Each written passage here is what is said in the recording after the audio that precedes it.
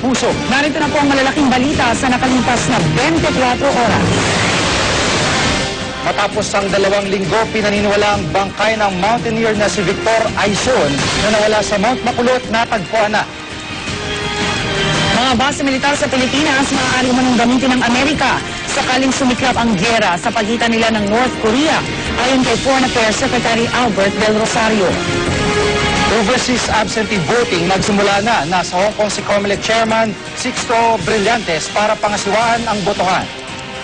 4 patay matapos masagasaan ng truck na may kargang tubo sa San Jose Negros Oriental. Mga nagpa-file ng income tax return, siksikan sa mga opisina ng BIR kanina. Mga hindi makakapagsumite sa deadline sa Lunes, pwedeng makasuhan. At NBA superstar Kobe Bryant nagka-injury sa paa sa gitna ng game ng LA Lakers laban sa Golden State Warriors para makapasok sa playoffs.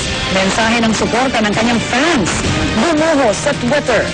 Yan at iba pang balita ngayon na dito sa 24 Oras Weekend.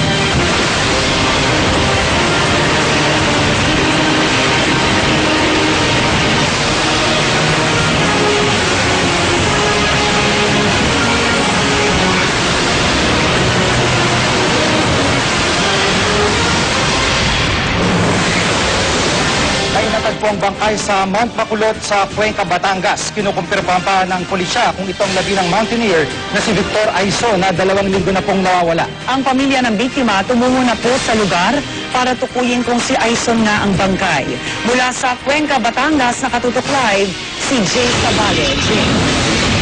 Ziggy Rhea, patuloy ang retrieval operation.